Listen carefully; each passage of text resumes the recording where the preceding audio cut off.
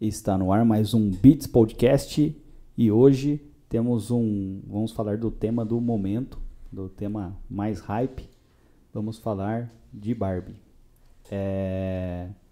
Eu até separei uma piada aqui, que esse é o cabelo mais Barbie que eu já tive. Bom, e para me acompanhar nesse bate-papo, eu chamei aqui a Bárbara e a Letícia, que já assistiram o filme 2 vezes? Já assistiu 2 vezes, né? 2 vezes. Assistiu uma. Assistiu uma. Legal. Bom, obrigado pela presença de vocês. E o que vocês acharam do filme? Não foi nada do que eu estava esperando, mas superou todas as minhas expectativas. Legal. E você? Eu adorei o filme. Eu já esperava que fosse mais ou menos passasse algumas mensagens, mas surpreendeu também todas as minhas expectativas, assim, foi um filme maravilhoso, eu quero assistir mais algumas vezes. Legal. Bom, antes de a gente falar do filme, vamos falar um pouquinho do contexto geral ali, um pouquinho da história, um pouquinho de marketing, e aí a gente entra no filme, pode ser? Claro. Claro. Como começou, de onde vem a inspiração da Barbie? Quer me falar alguém? Então, a Barbie, né, foi inspirada numa boneca que tradicionalmente era para ser para adultos, que tinha uma conotação assim nada infantil, né? E aí a Ruth, que criou a Barbie, conheceu e viu nela um potencial, né, de mudar a forma como as crianças, meninas no caso, brincavam com as bonecas, que eram, né, naquela época, final dos anos 50, 60, assim, as bonecas eram todas bonecas bebês que tinham essa ideia de meio que ensinar as crianças a cuidarem de bebês, né? E ela percebeu que a filha dela não gostava, né, de brincar. Como chamava a filha dela? Bárbara. Então, assim, Coincidência? um ótimo nome.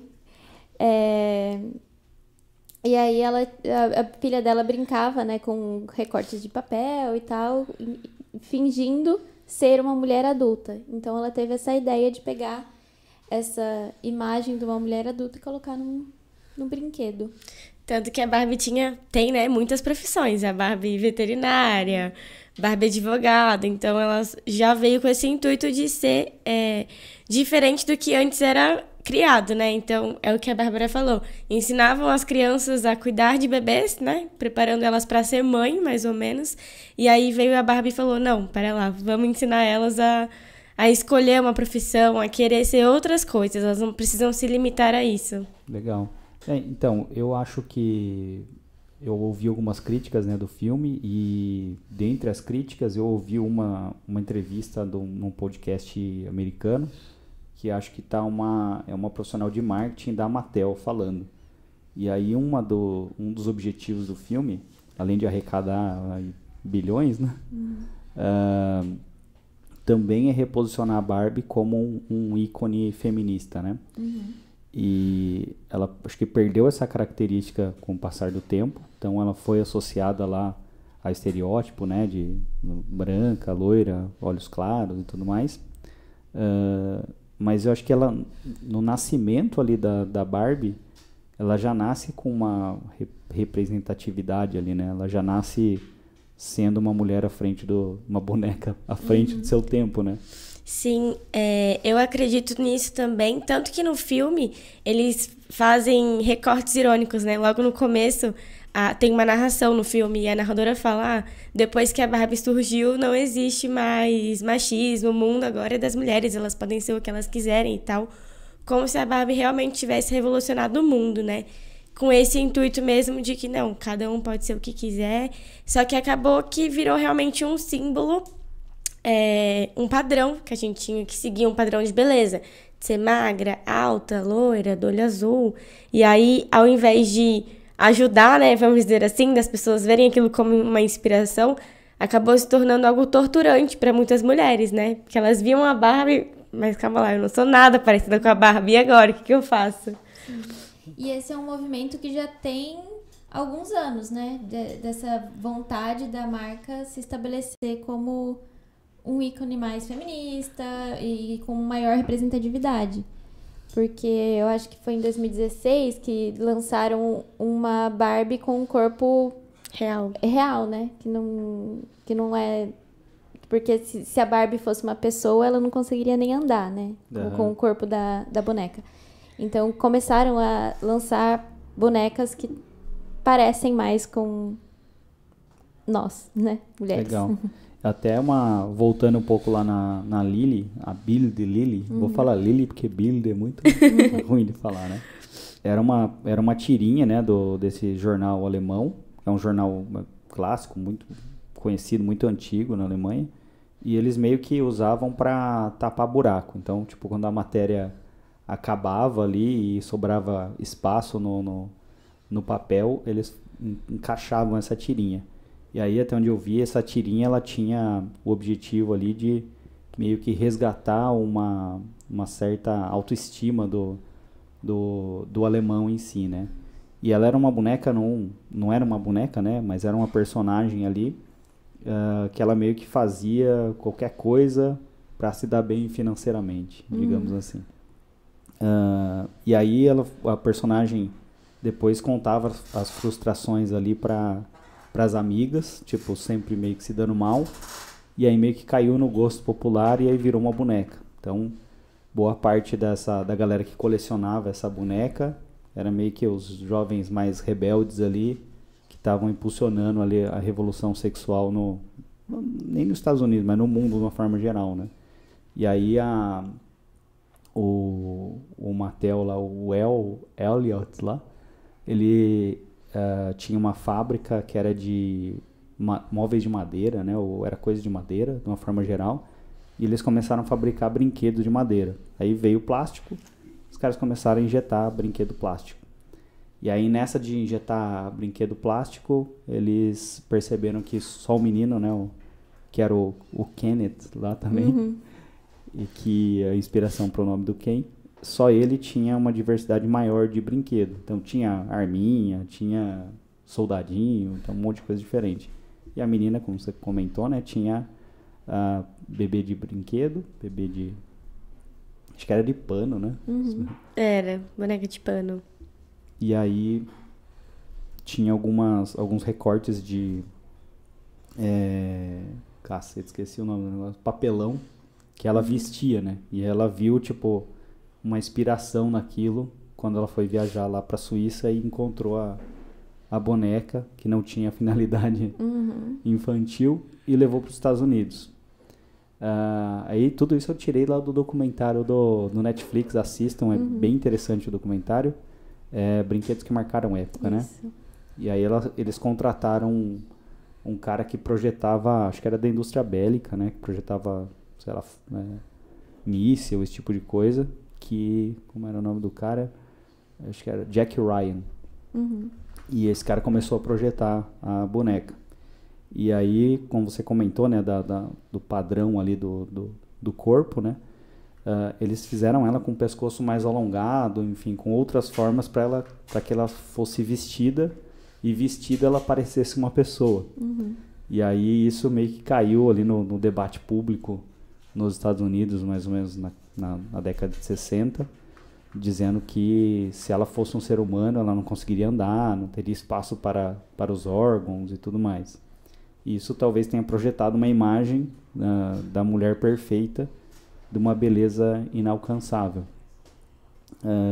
E aí isso disposiciona a Barbie com o passar do tempo, a gente chegando ali nos anos 2000, anos 90, como uma boneca que colocava a mulher dentro de uma caixa, né? O que vocês acham disso? A puta de uma palestra aqui. E essa questão de colocar a mulher dentro de uma caixa é tratada no filme, e a Barbie foge.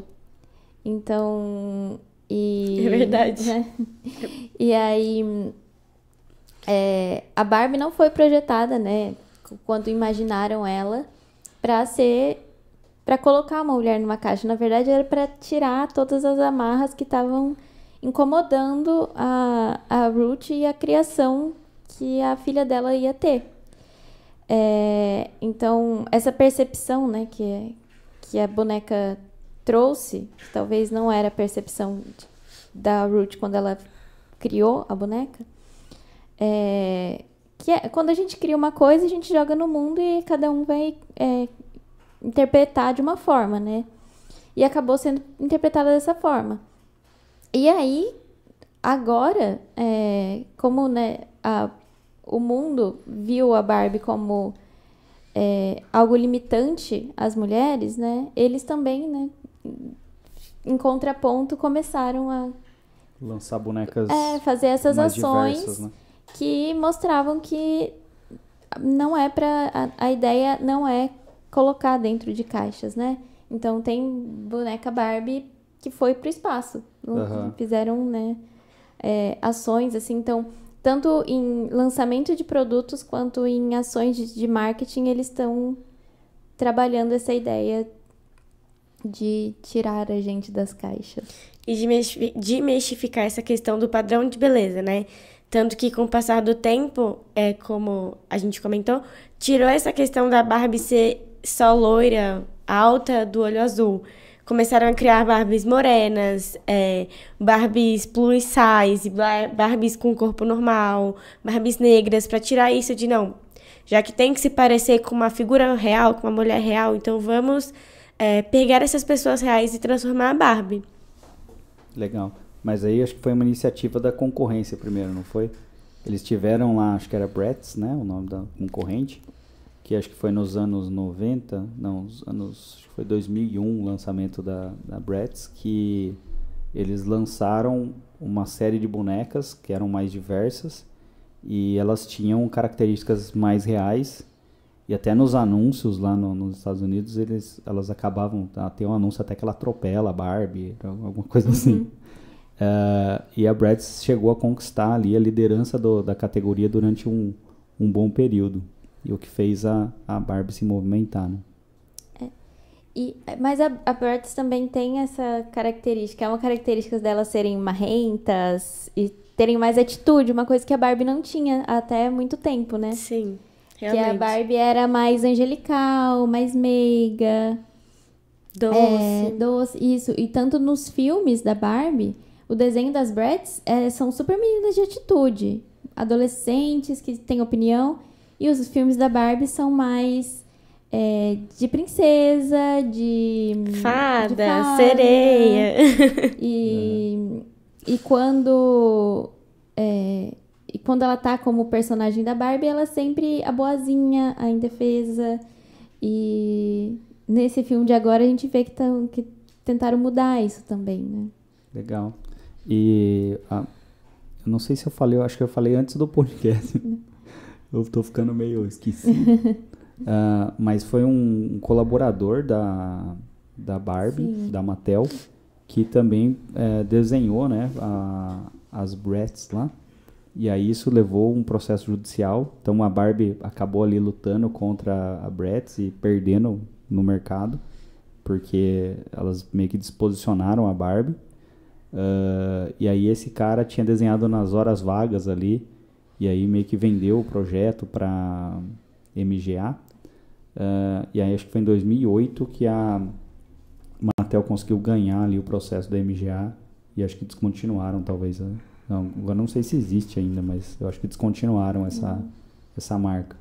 E aí a Barbie foi e lançou bonecas mais diversas, né? Uhum. Então acho que é o eterno laboratório ali, né? Sim. Você lança um produto, como você comentou, né?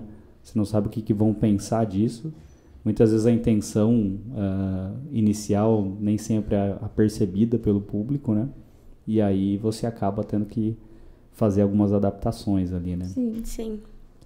Todo o planejamento de comunicação, marketing, lançamento de produto, a gente tem o final, né? Que é a avaliação, é analisar o que conseguimos com aquilo para que vai ser o pontapé inicial para uma nova estratégia para a gente poder ajustar, né, tudo o que deu de errado, no caso.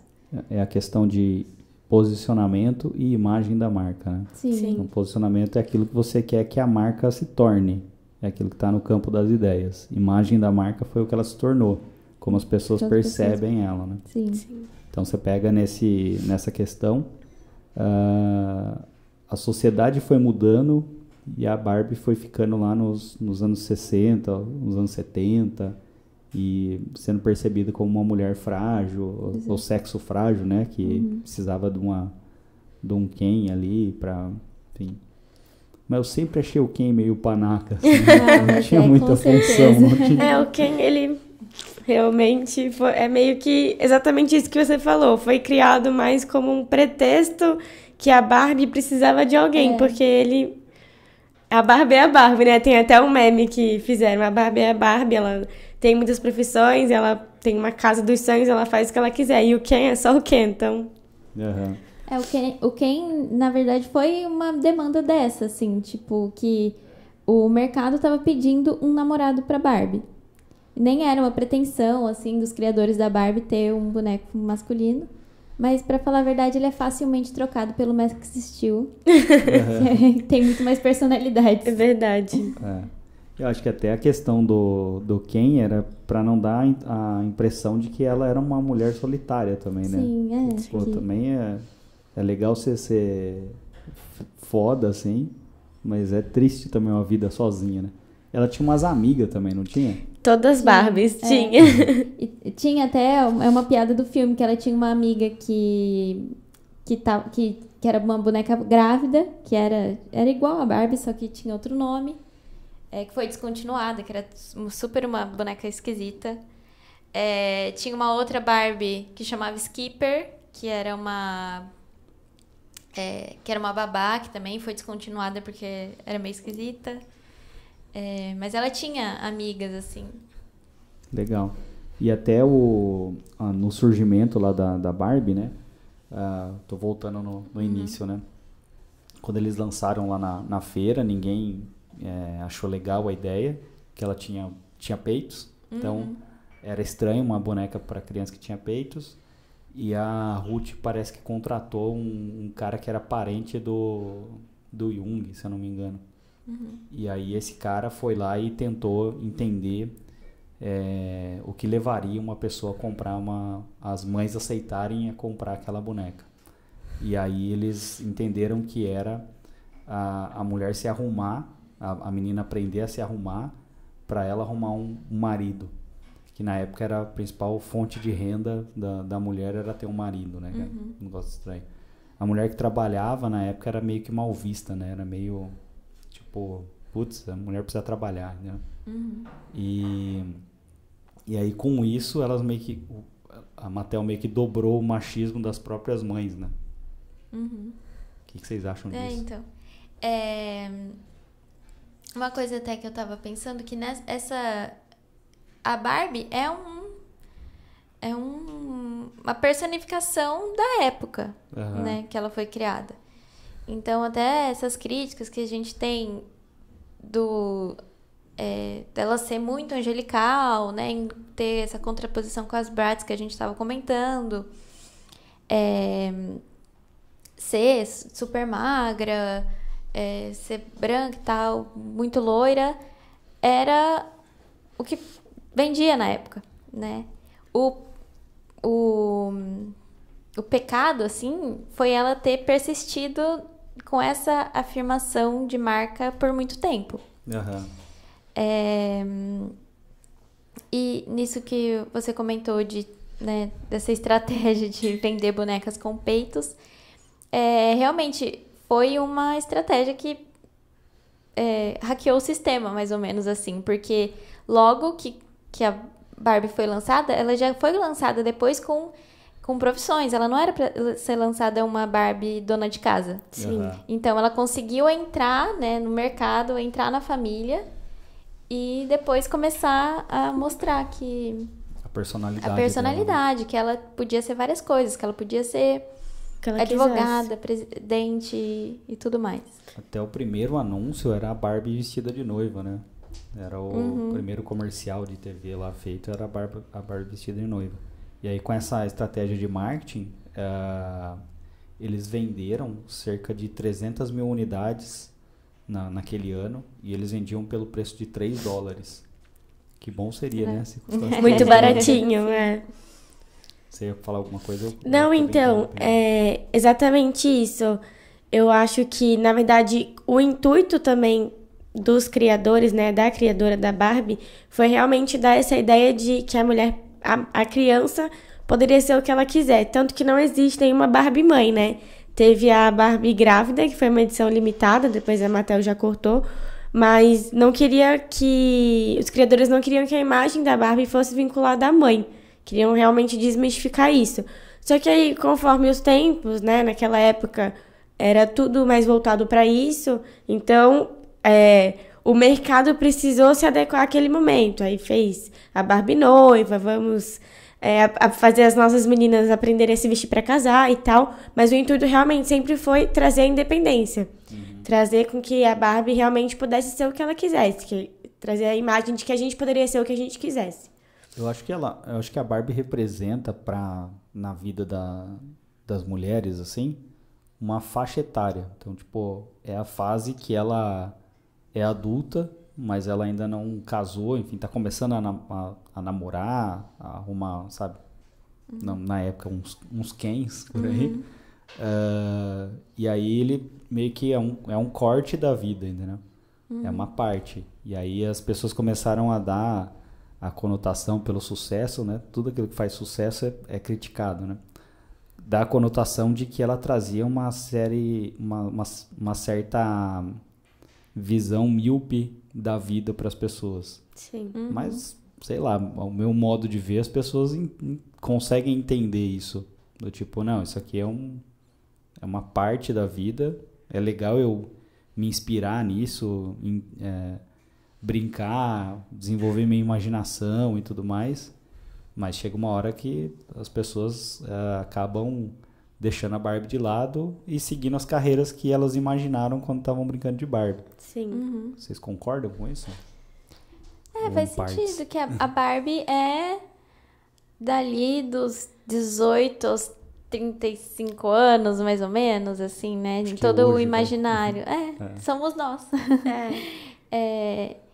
E querendo ou não, inspirador, assim. E tanto que as pessoas mais velhas acabam continuando, né? Não brincando de Barbie, com a casinha da Barbie, como a gente fazia na infância, mas ter uma coleção de bonecas, ter aquela inspiração, aquela boneca favorita Barbie que a gente tinha na infância, fica com a gente, porque era como a gente imaginava quem a gente ia ser quando crescer, né? E é bem diferente do que ter uma boneca de bebê, né? A gente não tem aonde se imaginar, se olhar numa boneca daquela. Até porque todas as referências que a gente teve na infância, a gente acaba carregando quando a gente vai crescendo, né?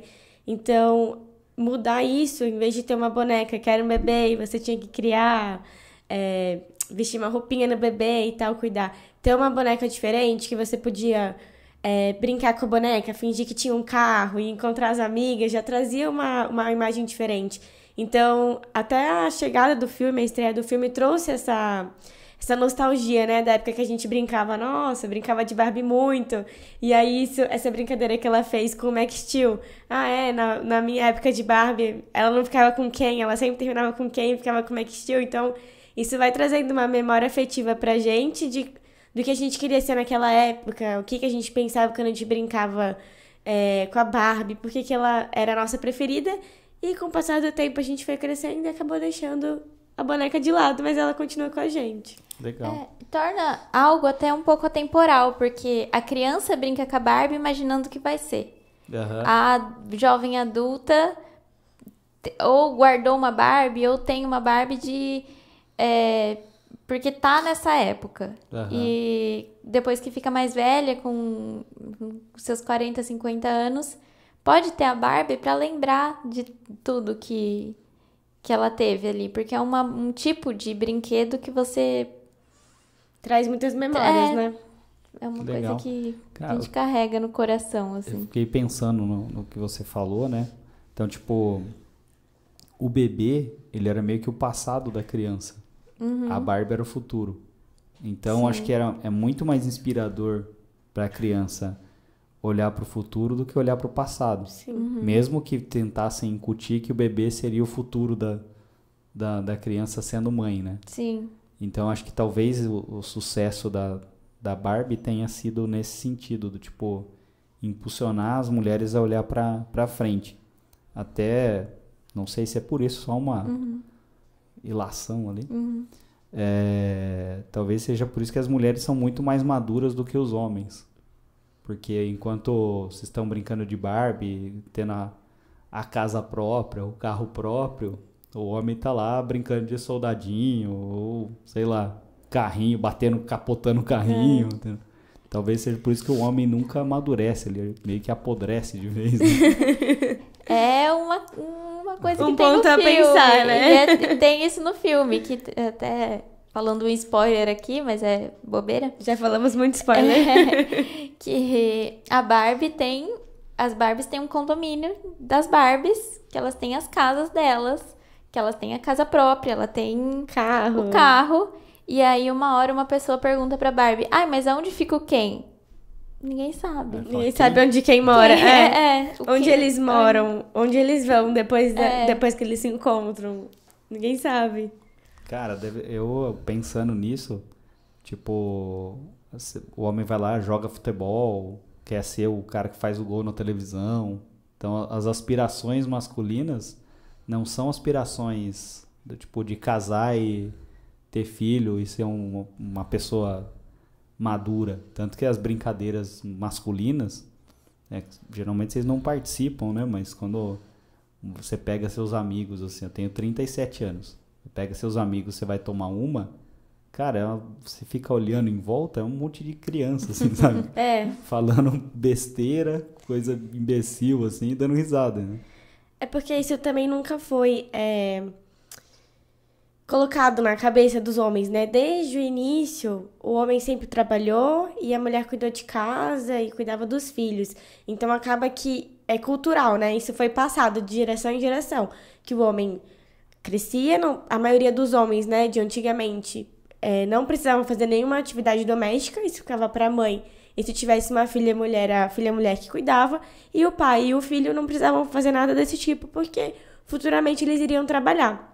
Então, culturalmente, isso foi passado, e aí, em tese, vocês não precisavam ter essa preocupação, né, de ser um grande advogado, de ser um médico, porque era certeza que algum emprego e o que vocês queriam, vocês conseguiriam. Chegar, né? Exatamente. Agora, no nosso caso, como sempre foi cultural isso de não, você tem que ficar em casa, tem que cuidar dos filhos, você tem que casar, era muito mais um processo de não, pera lá, volta, a gente também pode ter uma profissão, ser uma mulher de negócio, você não precisa ter filhos. E que isso foi um pouco mais significativo, né? Essa questão de olhar para o futuro como alguém que pode ser muito mais do que uma mãe, ou muito mais do que uma esposa. E aí, por isso que acho que causou tanto impacto essa questão da maturidade que você comentou, né? De não, pera lá, a gente precisa a partir de agora já começar a pensar no nosso futuro, no que a gente quer. Às vezes tem que ter essa maturidade, porque pra gente é muito mais difícil. Até a idealização de ser alguma coisa que não seja dona de casa. Não que ser dona de casa é ruim, tipo, mas ter uma segunda opção, né? Não ser nosso principal destino, mas ser uma coisa que a gente possa escolher. É mais difícil. E também é algo que o filme fala, né? Que por isso ser tão difícil, a gente acaba tendo que encarar as coisas com mais seriedade, maturidade. É porque até hoje essa questão dos filhos, por exemplo, ainda é algo que se uma mulher ou um casal fala que não vai querer ter filhos, prefere ficar só o casal, ainda é uma coisa que gera burburinhos, né? Pelas pessoas, pelos avós, as pessoas mais velhas. Não, como assim? Eles não vão ter filho, eles precisam ter um filho e tal. Então, até isso ainda hoje é muito questionado. Eu tenho uma certa visão, assim, tipo, hoje você acredita que é mais difícil também pra mulher ou não? Tipo... Com certeza. Ainda Acho é que mais sim. difícil.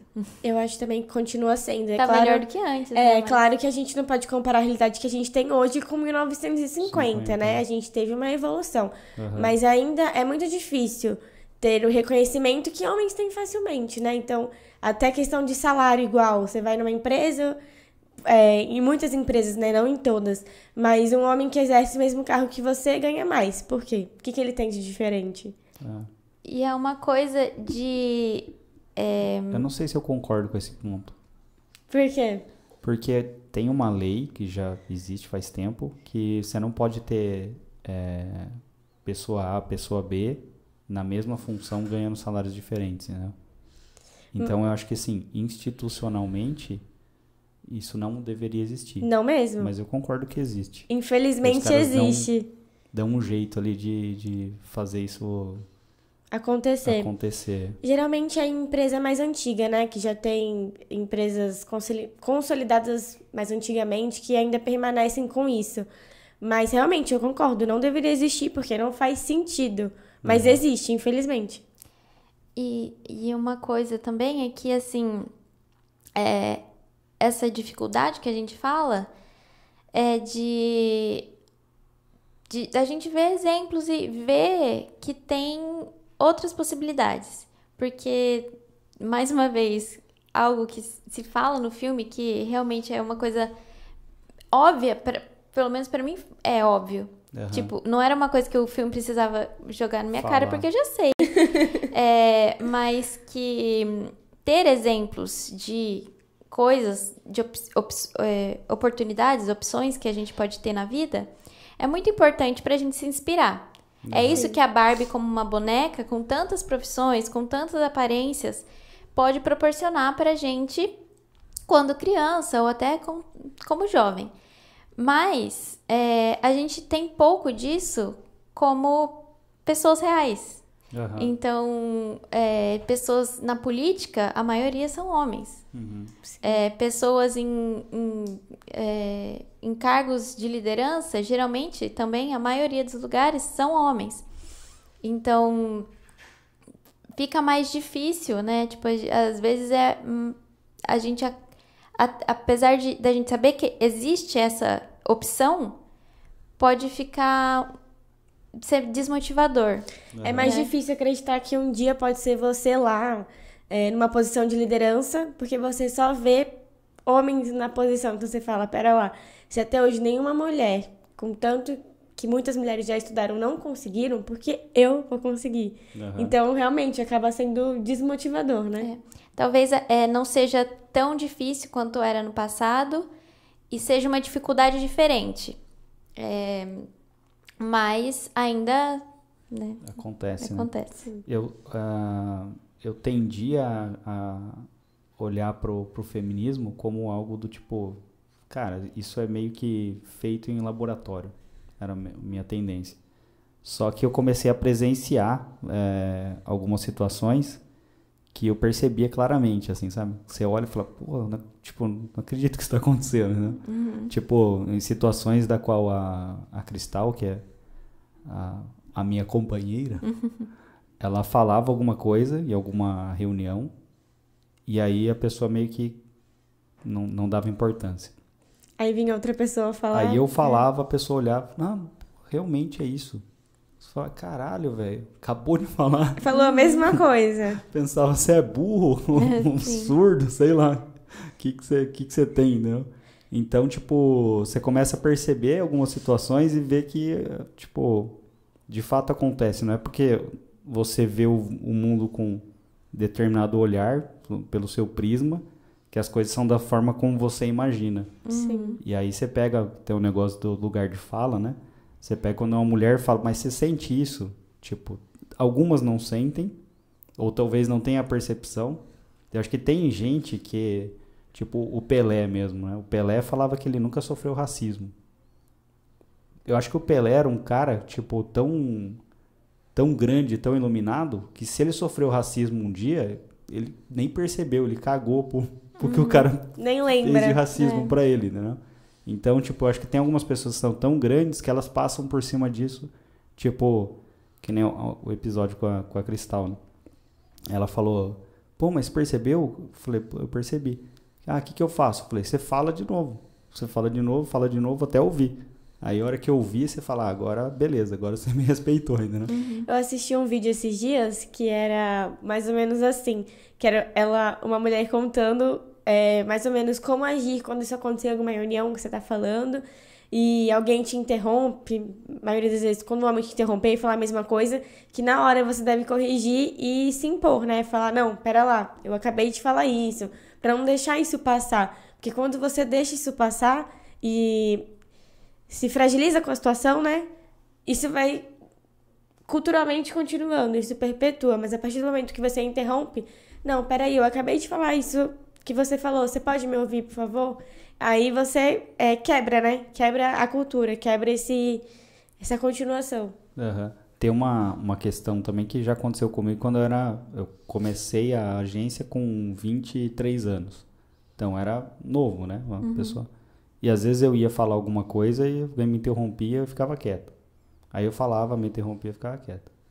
Aí eu falava, se foda também, você perdeu o cliente. Então, tipo, quando você começa a se posicionar, a falar o que você pensa, por mais que tenha algum tipo de crítica, sabe, algum problema que venha acontecer, as pessoas passam a te respeitar e você é mais feliz, né? Então, eu acho que acredito não, já presenciei que acontece do lado do sexo oposto. Acontece também quando alguém é mais novo. Sim, muito. Pode acontecer por preconceito racial, enfim. Pode acontecer de várias formas. Mas eu acho que a questão é você ir lá e falar de novo até ser entendido. Muitas vezes a pessoa que está praticando aquilo também, acredito que ela não tenha consciência. Às vezes é algo que está introjetado ali que a pessoa acaba fazendo sem perceber, né? Pode ser uma atitude até que inconsciente, né? Há tanto tempo você faz a mesma coisa que você não percebe a gravidade do seu ato. Eu acredito nisso, porque algumas coisas da cultura, elas são repassadas e acaba sendo tão natural que você deixa de perceber que é um problema. Mas acho que a partir do momento que você percebe, por exemplo, que alguém te dá um toque, né? Ah, ali, você interrompeu, ela falou a mesma coisa. Você tem que começar a reconhecer isso como algo que você precisa mudar, né? Beleza, me ensinaram assim a vida inteira, mas chegou o momento de mudar isso. Legal. E é importante, né, a gente falar, porque daí pode um ir passando pro outro, né? Um ir dando um toque no outro e... a pessoa percebendo e criar um também, ambiente né? melhor. Um pouco melhor, assim. com certeza. Eu achava que era meio que... Era coisa da cabeça Frescura. Eu não vou falar frescura, que é meio que... Tudo que dói no outro, que não dói em você, pode ser frescura, né? Então, eu acho meio zoado falar isso. Mas, tipo... Eu achava que era coisa da cabeça da pessoa procurando algum problema. Né? É o famoso problematizar ali. Sim. Mas você vai percebendo com o tempo, quando você está com os sentidos mais aguçados para isso, olhando para isso de fato, você percebe que existe a todo momento. Sim. O racismo também, tipo, esses dias eu peguei um elevador, tava eu, um cara que era negro e um senhor. Ninguém falou nada, mas eu percebi o jeito que o cara olhava pro moleque, né? Aí você fala, caralho, velho. Sabe quando você sente no ar? Então, tipo, existe, não é frescura nos outros. É só estar atento que você vai ver, né? É exatamente isso. Quando você olha pro problema, você começa a ver que tem uma razão, né? Porque como você falou da questão do racismo, tem aquele escancarado, que é o que fizeram com o jogador de futebol, né? O Vini Júnior e tal, e tem as ofensas, mas tem também esse racismo estrutural que é velado, que é o olhar do senhor pro homem negro, que é um olhar de, né? Eu não tava no elevador, mas imagino que tenha sido um olhar de arrogância, de, não sei, qualquer coisa nessa conotação. Tem uma música do Jorge Aragão que chama Elevador também. Ouçam. Vem até calhar no tema. Mas isso não tem nada a ver com Barbie. Vamos voltar no tema da Barbie. Tá aprofundando demais. Aprofundamos. Então, eu não assisti ainda, tô esperando a companhia. A Cristal tá viajando. Esperando a sua Barbie. Pra assistir. Vocês acham que eles vão conseguir reposicionar a Barbie como um ícone feminista?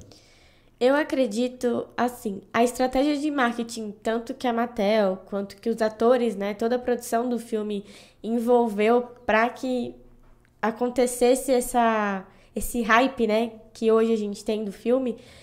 Acredito que foi tudo bem planejado, bem pensado, bem estudado, para que a Barbie fosse reposicionada no mercado.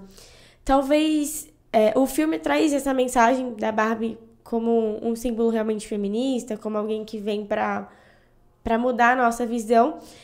E a maioria das pessoas, das mulheres que assistiram o filme, chegaram a uma boa conclusão do filme, gostaram, né?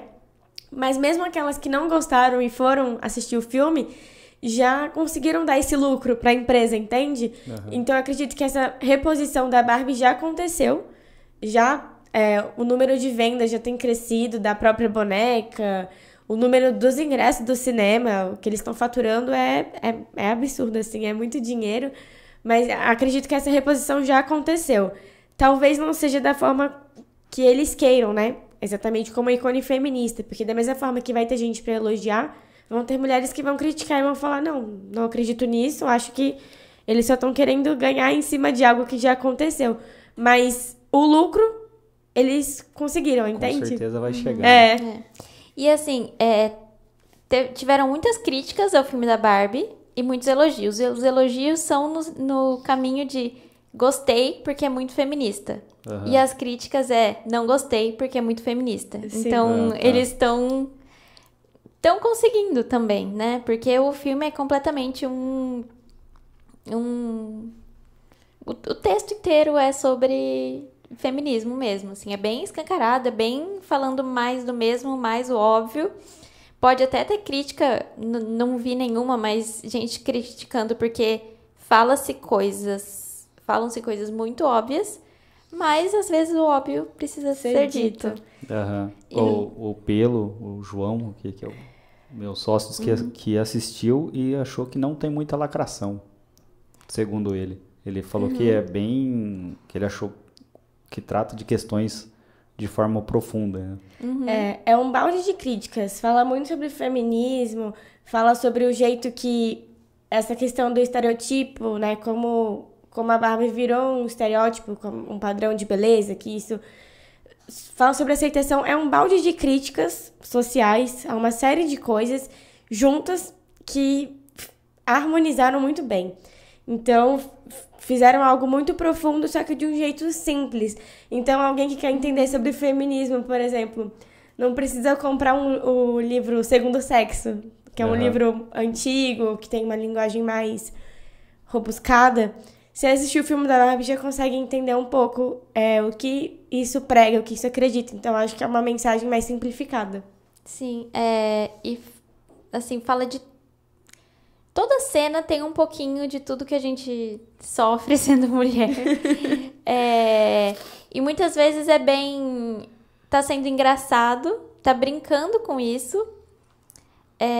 Então ensina, né, de um jeito mais leve do que só ficar falando xingando, brigando.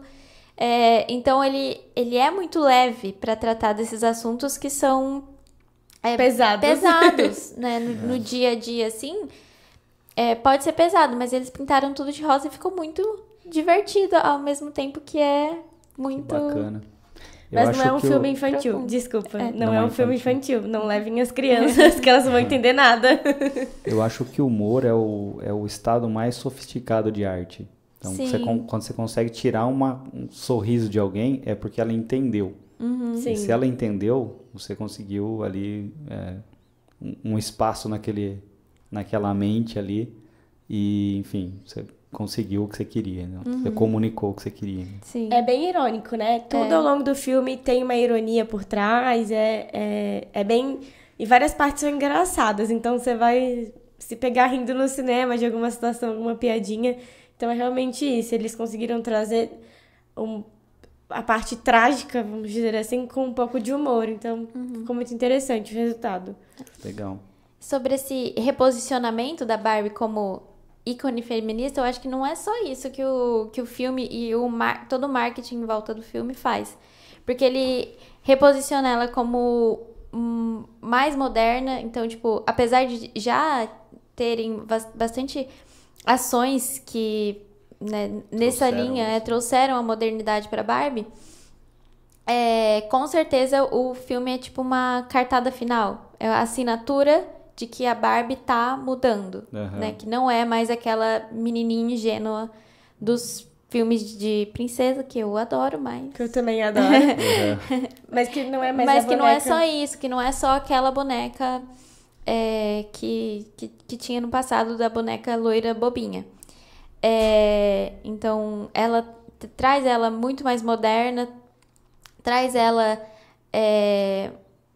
muito mais feminista de forma escancarada, e traz ela para o público adulto. Porque todo o filme, tudo que fizeram em volta do filme, não tem nada de infantil. Que eu acho que é uma ação muito inteligente, estratégica deles, que pode tanto para vender boneca, tanto para imagem da marca. São as crianças que cresceram, né? Sim, exatamente. Eu acho que a virada é do tipo, eles precisam convencer as novas mães de que a Barbie ainda é legal, que ela não vai estragar a filha dela dando alguns... Sim. Levando a filha dela para os anos 50, né? Exatamente, trazer essa modernidade de, não, a Barbie, o tempo mudou, mas a Barbie também mudou. Então, você pode consumir Barbie, sua filha pode brincar com a Barbie, porque ela não vai remeter ela aos anos 50. Eu acho algo que me fez me apaixonar por esse mercado de marketing é a possibilidade de você criar uma cultura e gerando valor. Então, acho que o que a Barbie fez desde do início ali, ela criou uma cultura, ajudou as pessoas principalmente as mulheres, né, entenderem ali ter um certo posicionamento, ajudou a mulher a sonhar, a ser mais do que uma dona de casa, não, pelo amor de Deus também, não estou desmerecendo, né, uma dona de casa. E aí, com essa ajuda, ela ganhou dinheiro, entendeu? Então, eu acho que isso é até bonito, né? Sim. Eu tava comentando, acho que antes da estreia do filme, que como as pessoas que têm uma mente boa, não sei explicar, ganham dinheiro com coisas bobas, entre aspas, né? Porque se você parar pra pensar, o casal que inventou a Barbie, a Ruth, ela se inspirou, além da boneca, mas ela via a filha dela e falou, vou criar uma boneca. E a boneca virou um sucesso. Então, assim, algo simples do dia a dia que se torna milionário. Eu falei a Cristal é judia, né? Eu sou descendente de alemão. Eu falei, olha, o alemão vai lá, cria um produto bom e o judeu sabe como vendê-lo melhor. Né? Então, tipo, pegando o estereótipo, né? Mas é algo que foi direcionado para um público inicialmente que não atingiria o sucesso que atingiu. Sim. Então, a visão da Ruth lá de olhar e falar, putz, é por aqui. Tipo, tenho que levar para esse caminho. E isso é fantástico, né? Isso foi o que mudou a história e deu até visibilidade hoje para Lily lá, que eu nem imaginava que existia essa boneca, né? Então, tipo, e ela puxa toda a categoria. Eu vi até a Suzy, que é a concorrente brasileira, né? Lançada lá pela Estrela, tá aumentando também as vendas, tá aumentando a projeção de marca. Que a Suzy é a opção mais barata da Barbie, né? Então, quem não pode ter Barbie, comprava a Suzy pra disfarçar. Não, pera lá, vem cá. A Suzy é a Pepsi do mundo das Barbies. É verdade. A Barbie é a Coca e a Suzy é a Pepsi.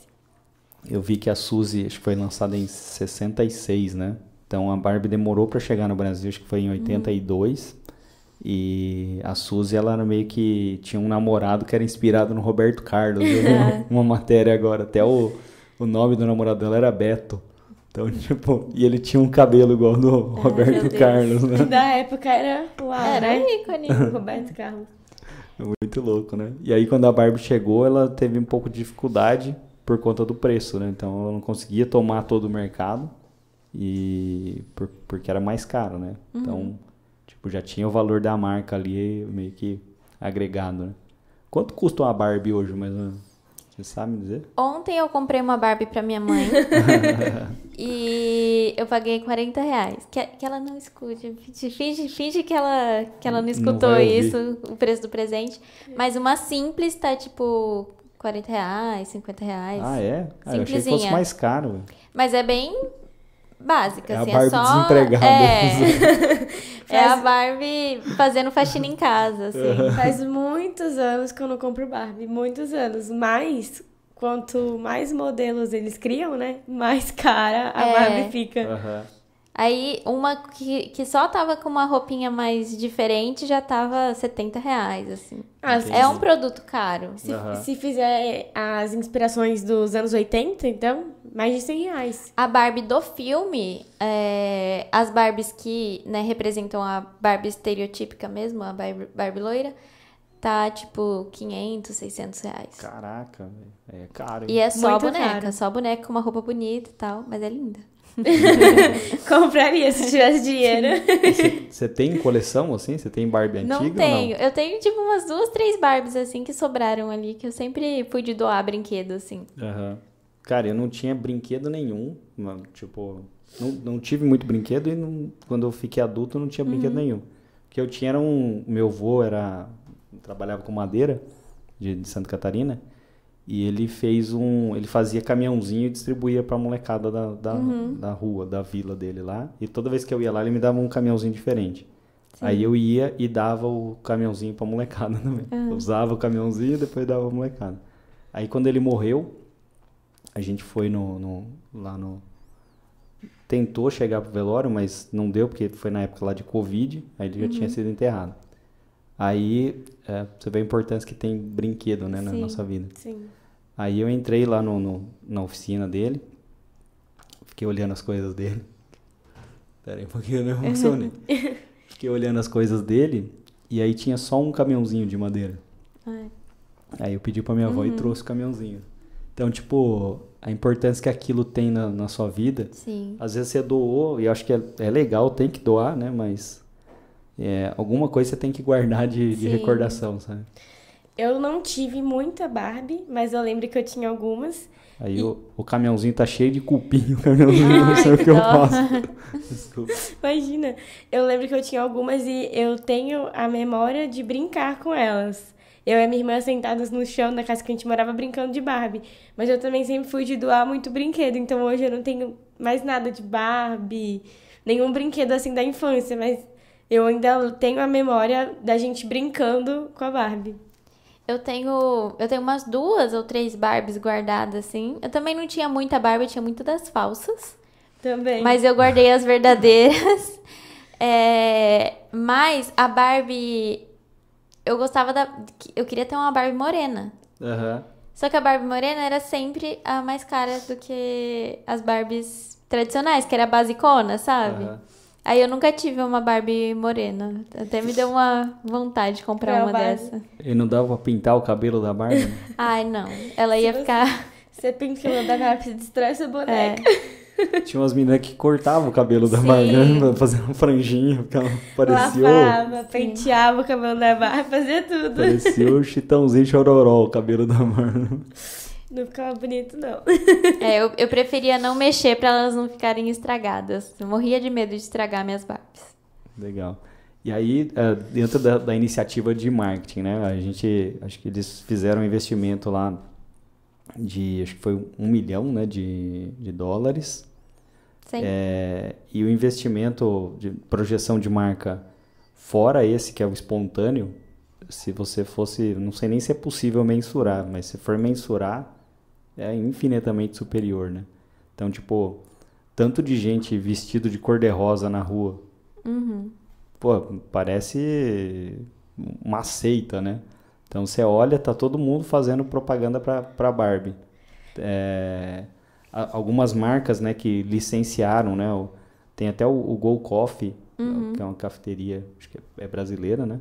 Licenciou, então tem lá o café da Barbie, tem acho que é Piccadilly, Ipanema, o BK que fez acho que foi o Cheddar, né, cor-de-rosa, né?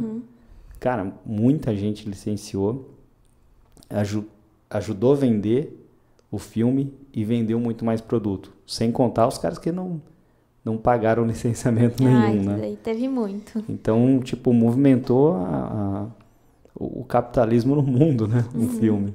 Isso é muito foda, né? Eu acho que o marketing da Barbie, no contexto geral, do filme em si, começou dentro dos sets de filmagem.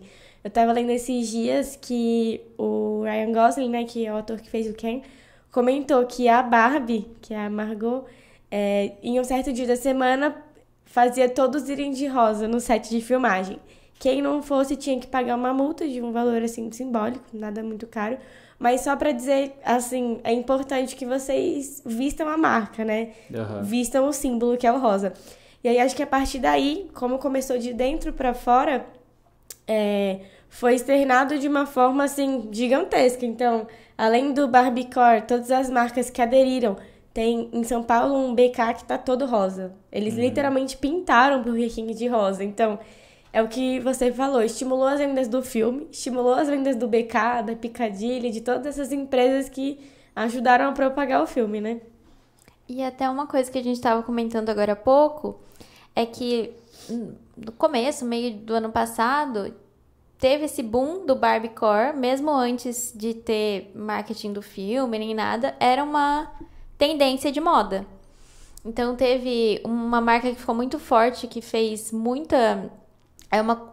coleções muito com essa tendência, foi a Valentino. Eles fizeram um monte de roupa pink, cor-de-rosa. Era o que mais, tipo, era uma das cores, né, que estavam mais em alta ano passado. Uhum.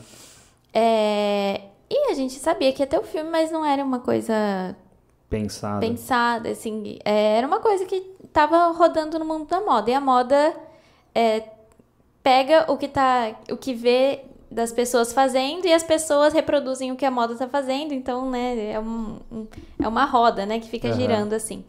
Então, era uma coisa que já tava meio que no ar, inserida, assim, no lar. E depois, né, quando, né, virou as coleções e tudo mais, tava tendo uma tendência de muita gente comentando, né, analistas de moda e tal, falando que ia abaixar um pouco essa tendência do rosa, que íamos começar a usar roupas mais sóbrias, com menos cor, menos saturadas. E aí veio a Barbie, com esse marketing que em 2 meses todo mundo ficou rosa. Ficou rosa, né? Que até... eu acredito, o que eu imagino aqui, quando eles sentaram para fazer a reunião de como ia ser as ações, né, de publicidade da Barbie, eles queriam transformar o mundo no mundo da Barbie, na Barbie Land, igual tem no filme. É o mundo cor-de-rosa. E foi assim que fizeram. Legal. Cara, vocês que são mais inteligentes que eu, que sou meio jumento, de onde vem a associação da mulher usar cor-de-rosa? Vocês sabem disso? Então, outra pergunta difícil também. Então, eu não sei te dizer, assim, em que momento isso começou. Mas sempre, né, a gente sempre viu culturalmente essa questão de que rosa é uma cor feminina e azul é uma cor masculina. Por que começou essa associação? Eu não sei historicamente dizer como. Mas há muito tempo faz essa associação. E aí a Barbie veio totalmente cor-de-rosa, né? E aí acaba que também traz esse símbolo feminino por conta do pink. Eu também não sei dizer quando foi que o rosa virou de mulher, mas sei lá, alguns séculos atrás, rosa era cor de homem. E as cores eram definidas entre masculino e feminino a partir de até... não pode ser que não seja real, mas eu li que era sobre... se a criança nascia com olho azul, as roupinhas dela eram todas azuis. Se a cor era castanho, ele investia em rosa. E era uma cor de menino, rosa. E aí eu não sei o que fez essa virada. Mas tem também uma questão de que a Barbie, quando foi criada, ela não tinha associação com rosa. Ela usava roupa normal, assim, e foi uma estratégia de marketing depois, associar ela ao rosa pra ter mais aderência, né?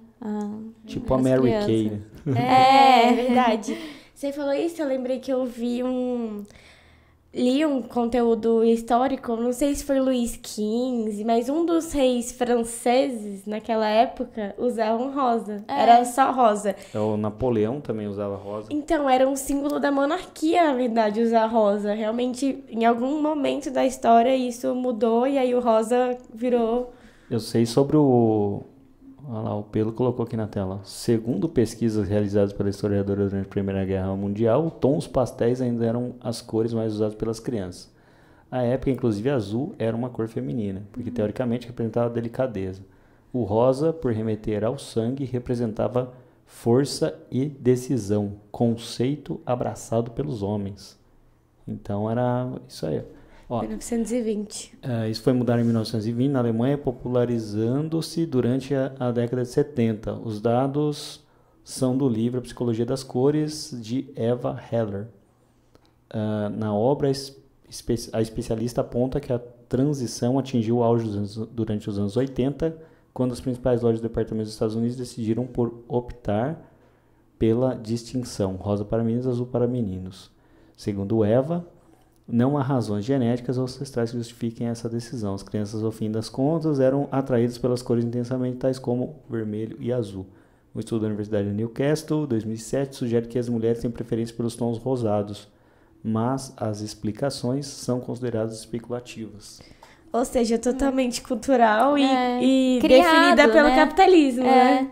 Indústria achou melhor. Eu tinha lido que o azul era por conta do uniforme da Marinha Americana, que os caras começaram a aderir, mas também não sei se pela explicação aqui, não sei se é verdade. Eu sei que o europeu em si, o homem europeu usa muito rosa também.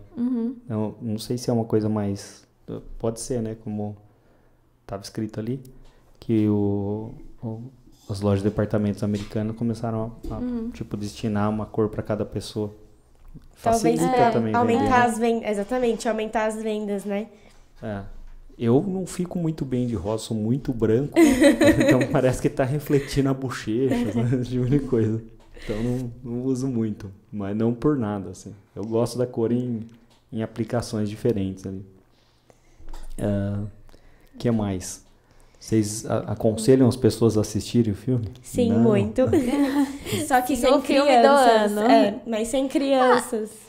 Criança pode assistir, mas não é o público. Né? Tipo, porque assim, não tem nenhuma cena inadequada, né? Que a criança vai... Mas realmente não vai entender o contexto do filme. Então, eu tava até assistindo ontem aquelas pessoas que saem perguntando, sabe, no shopping. O que você achou? E aí, uma menina perguntando pra várias crianças o que elas acharam do filme da Barbie. Você entendeu? Aí, a maioria se olhava assim, mais ou menos. Aí, uma outra respondeu... Eu não entendi, mas eu adorei. Porque é bonito, é lúdico. Então, é uma loucura. Então, tipo, tem cena dentro do mundo da Barbie, tem no mundo cena real. no mundo real, tem cena meio que junto com os espíritos, assim. Então, tem cena de dança, é tudo colorido, é tudo cheio de rosa. É bem tem rosa azul mesmo. Também.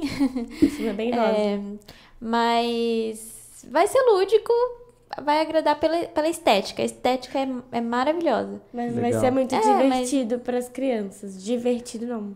Será? Eu não assisti, né? Mas eu vejo nos filmes da Disney que eles criam roteiros com camadas. Então, tem uma piada ali que ela é entendida pela criança e pelo adulto.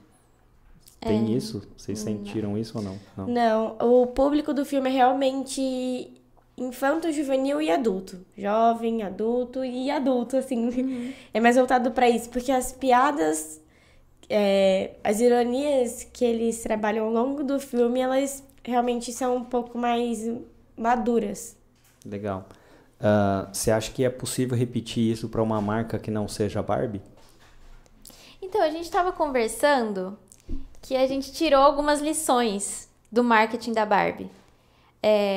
Que a Barbie é gigantesca. Então, né, a estratégia dela não vai valer para todos. Mas algumas coisas que eles fizeram que são básicas, que a gente tem que pensar nisso quando a gente está trabalhando com qualquer empresa. Que é conhecer muito bem seu público. Então, saber fazer a estratégia, todas as ações e desenhar o caminho que você vai trabalhar o marketing sem destoar a nenhum momento do público. E foi isso que a Barbie fez. Que ela definiu ali, ó, provavelmente a persona dela era uma mulher adulta, sei lá, uma mulher de 25 anos que brincou de Barbie, que tá trabalhando com uma coisa que ela sonhou quando era criança. Foi muito bem desenhado isso. E começou as estratégias toda voltada para essa persona específica. Então, não teve nenhuma ação que remetesse a crianças, né? Remeteu à nossa infância de uma forma nostálgica, mas não queria atingir as crianças. Então, até o Burger King, às vezes, quando lança filme infantil, eles fazem bonequinhos.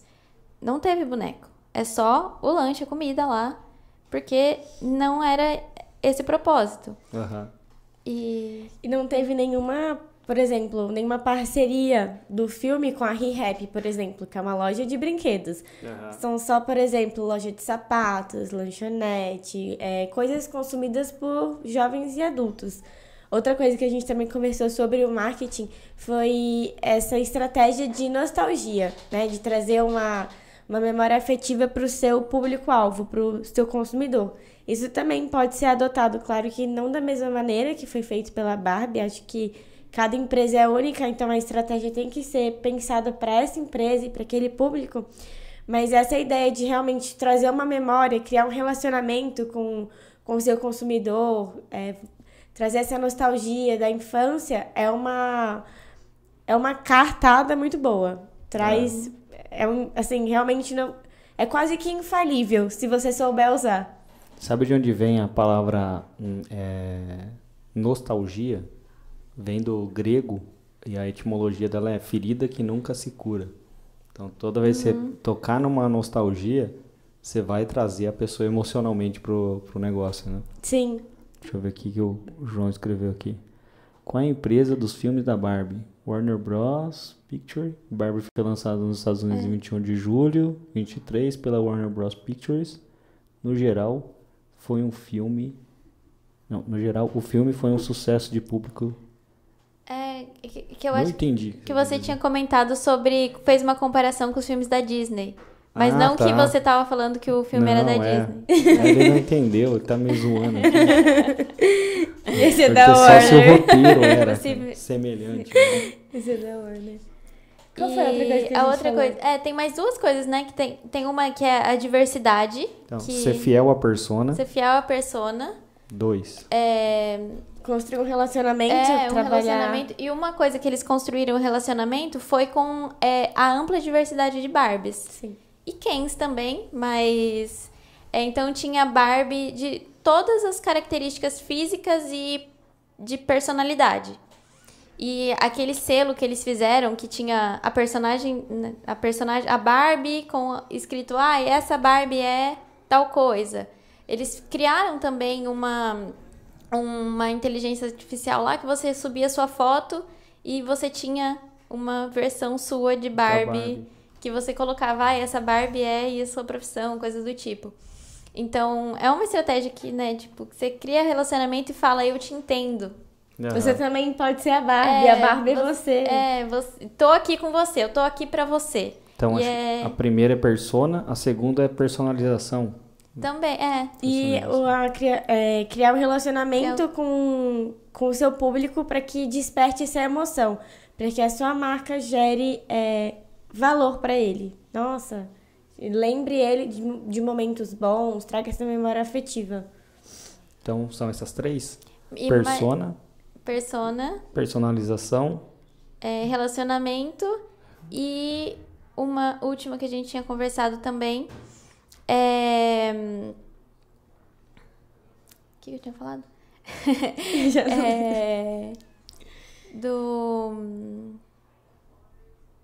De ter conhecer muito bem seu produto e ter um produto muito bom. O conteúdo. O conteúdo tem que ser excelente. Então não adianta, não ia adiantar nada a Barbie fazer... A Barbie ser a Suzy. Ter um marketing incrível e chegar lá pra assistir o filme e ser bobo, ser... Infantil. Ser uma coisa que não tá... que não faz sentido com todo esse trabalho que eles estão fazendo por fora. E em tudo que eles trabalharam no marketing, tem dentro do filme. Uhum. Então, a diversidade, o filme é muito diverso. E eles trabalharam esse aspecto nas ações que publicizam o filme. A questão do feminismo, eles trabalharam também. O rosa é óbvio, né? Mas tudo que tinha, algum elemento que tinha dentro do filme, foi levado pro marketing dele também. Então, ter um ótimo produto e conhecer muito bem o seu produto é fundamental. Essencial. E alinhar esse produto, né, esse conteúdo ao seu marketing. Então, é o que você comentou, né? Você não vai fazer um marketing todo da Barbie e chegar lá e você vê uma Suzy, alguém que não tem nada a ver com o que você propagou, né? O produto tem que entregar o que o marketing promete, né? Exato. Basicamente isso. Exatamente. Acho que como você comentou, né? São coisas ali beabá, né? São coisas básicas do universo do marketing, que é ser fiel à persona, a hiperpersonalização, aí já é um ponto que não é beabá. Mas hoje, é um a mais, né? Um plus muito bom. É um plus muito bom. Se a gente pegar marketing conversacional e tudo mais que tá rolando agora, vem de encontro a isso. Tipo, o cara ser atendido em qualquer canal de comunicação da empresa e sentir que a comunicação tá toda direcionada para ele. Então, isso cria-se ali com bot, enfim, com régua de relacionamento e também com atendimento humano. Então, essa personalização é a pessoa do outro lado sentir que ela tá tendo um atendimento ou que ela tá tendo um pedaço daquela marca direcionada para ela. Sim. Aí a terceira, qual foi mesmo? O relacionamento e a memória afetiva. Relacionamento, memória afetiva. E o quarto, você esqueceu, eu já esqueci. Do produto. Conteúdo. O produto. Você conhecer muito bem seu produto, né? E ter um produto muito bom, porque, né? Marketing... Tem que entregar, né? Tem que entregar o que promete. O que sempre tá prometendo. É aquela máxima, né? Marketing nenhum salva produto ruim, né? Sim, exatamente. A gente não faz milagre. O conteúdo tem que estar muito atrelado com o marketing que você fez, com o produto que você vende. É o que eu sempre digo, assim. O marketing cria uma predisposição à compra. Ele não vende. Sim. Então, a pessoa vai lá e fica predisposta a assistir o filme, a comprar o lanche do Burger King, mas não é ele que vai lá e vende o produto. Então, o produto tem que ter tem que ter alguém que venda e tem que entregar aquilo que você prometeu, senão gera uma frustração, né? Sim. Acho que se isso for bem aplicado para cada situação de cada empresa, né? Acho que isso pode funcionar. Bacana. Vai de encontro, a gente tem uma metodologia que a gente está para lançar o curso aí, que é o Trust Marketing. Então, é marketing de confiança. Então, um dos primeiros pontos do Trust Marketing é o produto. Então, você tem que conhecer muito bem o produto, o preço, para quem se destina e tudo mais. E aí, enfim, eu também não vou ficar fazendo propaganda aqui, mas passa por essas estratégias, né? Bom, queria agradecer aí a presença de vocês. Foi muito bom conversar com vocês. Vocês são muito inteligentes, assistiram um filme, me ajudaram aqui, né? Queria, se vocês quiserem deixar as suas redes sociais para serem seguidas, se tiver afim, se não tiver também não precisa. Primeiramente, a gente que agradece, né? Eu agradeci por mim mesma, mas eu fiquei muito feliz de poder estar aqui falando sobre um assunto que gosto muito e fiquei muito animada que é de comunicação e Barbie. Não poderia estar mais feliz. Legal. Também queria agradecer, porque é um assunto que eu também gosto muito de falar. E aí a gente juntou tudo, né? Barbie, feminismo e comunicação, marketing. E foi muito legal pra mim poder participar hoje também. Legal, pra mim também. Então, quer deixar a rede social ou tá de boa? A minha, o Instagram é @bbvioto. Você vai falar outra? Não, eu acho que só o Instagram mesmo. E o meu é @lepetrelli. Eu não lembro se tem underline, mas vocês vão achar assim, Lepetrelli. Com 2 L's e um I. Se quiserem o LinkedIn também, né, que é importante, tô lá como Bárbara Vioto. Vioto com 2 T's, Com né? 2 T's e sem acento. As minhas redes sociais são Adriano Klump. O Klump é K-L-U-M de Maria, P de pato, P de pato. Eu não posto muita coisa legal lá, mas eu vou começar a postar coisas de marketing. Então, sigam-me. Gente, confirmei, sem underline, tá? Desculpa. E aproveitar também pedir para as pessoas que estão assistindo, muita gente assiste o canal e não segue a página lá, não curte, não compartilha, não faz nada, só vê. Então dá uma força aí, curte, compartilha e segue. Beats Podcast no YouTube e Beats Digital nas outras redes sociais. Beleza? Muito obrigado, ficamos por aqui. Vai ver o filme e comenta aqui embaixo depois o que vocês acharam. Valeu! É isso aí, pode cortar. Sempre que acaba. Beats.